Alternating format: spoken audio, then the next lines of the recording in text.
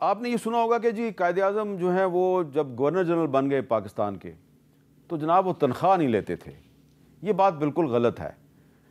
قائد اعظم جو ہیں انہوں نے اپنی زندگی میں بطور وکیل اور بطور ایک انویسٹر کے انہوں نے بہت پیسے کمائے. 1944 میں 1944 میں انہوں نے وکالت چھوڑ دی تھی اور تمام توجہ انہوں نے مرکوز کی پاکستان کے قیام کی جد و جہد پر. لیکن جب پاکستان بن گیا تو وہ کیونکہ رول آف لاء پہ ان کا یقین تھا تو گورنر جنرل کے طور پہ انہوں نے اتنی تنخواہ نہیں لیتے تھے جتنی کہ لارڈ ماؤنٹ بیٹن جو ہے وہ لیتا تھا.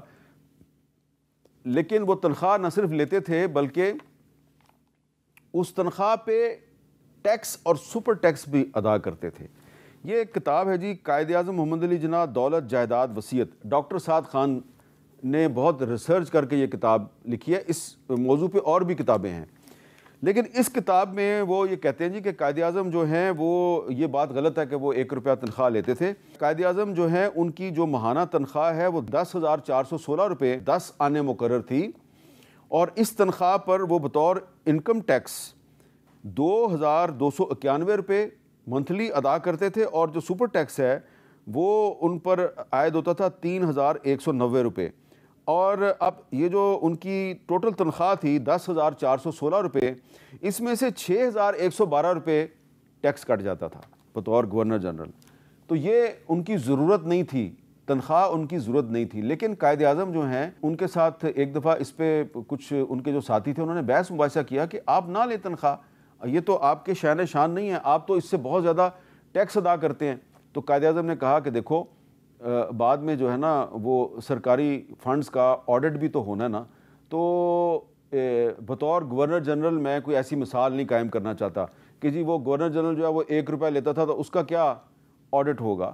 تو انہوں نے جان بوجھ کے ایک مثال قائم کی کہ وہ تنخواہ بھی لیتے تھے اور اس پہ انکم ٹیکس بھی ادا کرتے تھے, سپر ٹیکس بھی ادا کرتے تھے, صرف اس لیے کہ جو آنے والے پاکستان کے حکمران ہیں وہ ٹیکس ادا کریں اور پاکستان کے عام شہری بھی ٹیکس ادا کیا کریں. تو یہ قائد اعظم کی زندگی کا, ان کے کردار کا وہ پہلو ہے جو کہ ہم سے بالکل مخفی ہے, ہمیں اس کا بہت زیادہ پتہ نہیں ہے کہ قائد اعظم جو ہیں وہ اپنی زندگی میں جتنا عرصہ بھی گورنر جنرل رہے آدھی سے زیادہ تنخواہ جو ہے اس پہ وہ ٹیکس ادا کر دیتے تھے.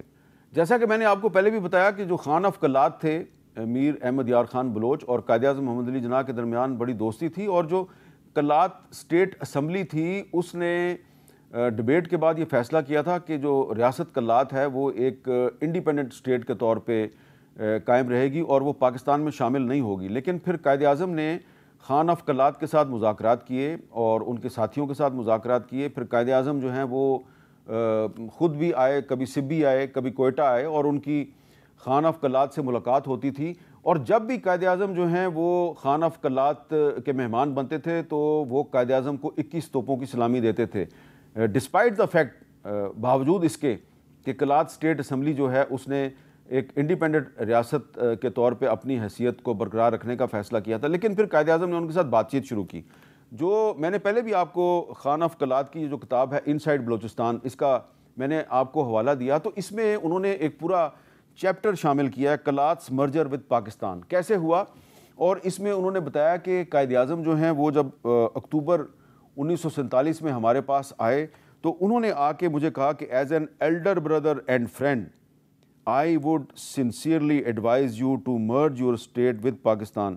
Both the states will be benefited by this measure. اور پھر آگے انہوں نے بہت سے وعدے کیے قائد اعظم کے ساتھ. پھر باقاعدہ جو ہے ایک ایگریمنٹ سائن ہوا جس پہ خان آف کلات کے اور قائد اعظم کے دستخط تھے.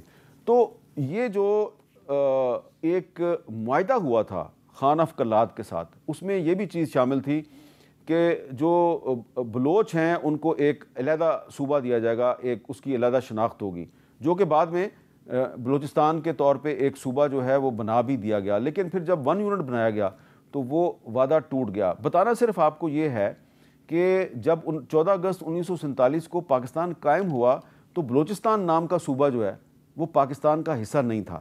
یہ بعد میں کچھ ریاستیں تھیں, لسبیلا, مکران, خاران اور کلات, یہ پاکستان میں شامل ہوئے اور اس میں نواب اکبر بگٹی کا اور کچھ جو دیگر بلوچ سردار تھے ان کا بھی کافی کردار تھا. اور بگٹی صاحب بھی قائد اعظم کے ساتھی تھے، اور بگٹی صاحب جو ہیں وہ انہوں نے قائد اعظم کو ان کی مالی امداد بھی کی، مسلم لیگ کے فنڈ میں بھی انہوں نے حصہ ڈالا۔ ایک اور بات بڑی اہم ہے کہ قائد اعظم کے بارے میں نے آپ کو پہلے بھی بتایا کہ وہ رول آف لا پہ یقین رکھتے تھے، اس کے ساتھ ہی ساتھ وہ ایک پاکستان کے لیے مضبوط فوج کے بھی حامی تھے۔ اور ایک بڑی ہی اچھی کتاب ہے جو کہ جبار مرزا صاحب نے لکھی ہے، قائد اعظم اور افواج پاکستان۔ جبار مرزا صاحب یہ بتاتے ہیں کہ قائد اعظم چونکہ فوج کی اہمیت کو جانتے تھے، اس لیے انہوں نے پاکستان میں کاکول ملٹری اکیڈمی قائم کرائی، جس میں 26 جنوری 1948 کو پہلے کورس کا آغاز ہوا۔ تو نہ صرف قائد اعظم نے جو پی ایم اے کاکول ہے اس کا آغاز قائد اعظم نے کرایا، بلکہ آگے چل کے اس کتاب میں یہ بھی بتایا گیا ہے رسال پور میں ایئر فورس کی اکیڈمی ہے، وہ بھی اس کا بھی جو افتتاح ہے وہ قائد اعظم محمد علی جناح نے کیا۔ لیکن ساتھ ہی ساتھ اس کتاب میں یہ بھی کہا گیا ہے کہ جب قیام پاکستان بہت قریب آ گیا تو ایک فوجی افسر تھے، ان کا نام تھا کیپٹن ابراہیم ترین، تو انہوں نے قائد اعظم کو مسلم لیگ کے فنڈ میں ہر مہینے 100 روپے کا چندہ بھیجنا شروع کیا۔ تو قائد اعظم نے اپنے پرائیویٹ سیکرٹری کے ایچ خورشید کو کہا کہ آپ ان صاحب کو خط لکھیں، ان کا شکریہ ادا کریں، لیکن ساتھ ہی ساتھ آپ ان کو یہ کہیں آپ کے جذبے کی صداقت اپنی جگہ، لیکن میں سمجھتا ہوں کہ سرکاری ملازمین کو سیاست سے دور رہنا چاہیے۔ محترمہ فاطمہ جناب کی کتاب ہے مائی بردر، یہ بڑی اہم ہے۔ یہ جو کتاب ہے اس میں بھی یہ لکھا گیا ہے، میں اس کا ترجمہ آپ کو بتا رہا ہوں۔ قائد اعظم نے 14 اپریل 1948 کو گورنر ہاؤس پشاور میں سول افسران سے خطاب میں کہا، حکومتیں آتی جاتی ہیں، وزراء اعظم اور وزراء آتے جاتے ہیں، لیکن آپ نے اپنے مقام پر قائم رہنا ہے۔ آپ کو کبھی کسی سیاسی جماعت یا سیاسی رہنما کی حمایت نہیں کرنی چاہیے، کیونکہ یہ آپ کا کام نہیں ہے۔ اسی طرح قیوم نظامی صاحب کی کتاب ہے قائد اعظم بحیثیت گورنر جنرل، اس کتاب میں بھی قیوم نظامی صاحب نے بڑی ریسرچ کی ہے۔ تو اس کتاب میں قائد اعظم صاحب کے حوالے سے ان کی ایک تقریر کا حوالہ دیا ہے۔ قائد اعظم فرماتے ہیں، ایک دو نہایت اعلیٰ فوجی افسروں کے ساتھ گفتگو کے دوران مجھے یہ معلوم ہوا کہ فوج پاکستان نے جو حلف اٹھایا ہے انہیں اس کے مضمرات کا علم نہیں ہے۔ بلا شبہ حلف تو ایک ظاہری شکل اور صورت کی بات ہوتی ہے، لیکن جو چیز زیادہ اہم ہے وہ ہے صحیح جذبہ اور اس کی روح، لیکن اس معاملے میں شکل و صورت بھی بہت اہمیت رکھتی ہے۔ میں اس موقع پر آپ کے حافظے کو تازہ کرنے کے لیے مقررہ حلف کے الفاظ پڑھتا ہوں۔ اور پھر قائد اعظم نے ان کو پورا حلف پڑھ کے سنایا۔ ہر فوجی افسر اور جوان جو حلف لیتا ہے اس کو قائد اعظم کے اس اصول کو یاد رکھنا چاہیے، ان کے اس فرمان کو یاد رکھنا چاہیے کہ آپ سرکاری ملازم ہیں، سیاست میں حصہ لینا آپ کا کام نہیں ہے۔ اور اس سلسلے میں سپریم کورٹ آف پاکستان کے کچھ فیصلے بھی ہیں، لیکن ان پر عمل درآمد نہیں ہوتا۔ میں آپ کو قائد اعظم کے متعلق اور بھی بہت کچھ بتا سکتا ہوں، میرے پاس بہت سی کتابیں ہیں، بہت سے حوالے ہیں، لیکن آخر میں صرف میں ایک ہمارے بزرگ سیاستدان تھے انور عزیز چودھری صاحب، جو بطور طالب علم قائد اعظم کے سیکیورٹی گارڈ بھی رہے، ان کا ایک میں کلپ آپ کو سنوانا چاہتا ہوں۔ خوش بختی تھی کہ میں قائد اعظم جب جہاں لاہور تشریف لائے تو رات کو میں پہرے پہ بھی جو لوگ مقرر تھے ان میں سے ایک تھا، اور پھر اسلامیہ کالج میں جب وہ تشریف لائے تو ان کی حفاظت کے لیے بھی جو جتھا تھا اس میں بھی تھا۔ قائد اعظم نے اپنے کچھ الفاظ چھوڑے ہیں جو بتاتے ہیں کہ وہ کس قسم کا پاکستان چاہتے تھے۔ پاکستان چلانے والے کوئی ابھی تک صحیح طرح کے آئے نہیں قائد اعظم کے خیالات کے مطابق۔ تو آج 11 ستمبر کے دن قائد اعظم کے یوم وفات پر قائد اعظم کی شخصیت اور ان کے کردار کے کچھ ایسے پہلو میں آپ کے سامنے لے کے آیا جن سے کہ عام پاکستانی اور خاص طور پہ ہمارے نوجوان واقف نہیں ہیں۔ تو قائد اعظم محمد علی جناح جو ہیں، ان کی زندگی جو ہے وہ ہمارے لیے واقعی مشعل راہ ہے۔ یہ صرف میں کتابی بات نہیں کر رہا، اگر آپ قائد اعظم کی زندگی کا مطالعہ کریں، ان کے متعلق کتابوں کو پڑھیں تو آپ کو بہت کچھ پتہ چلے گا۔ اور یہ جو مایوسیوں کے اندھیرے ہیں اس میں قائد اعظم آج بھی ایک روشنی کی کرن ہے۔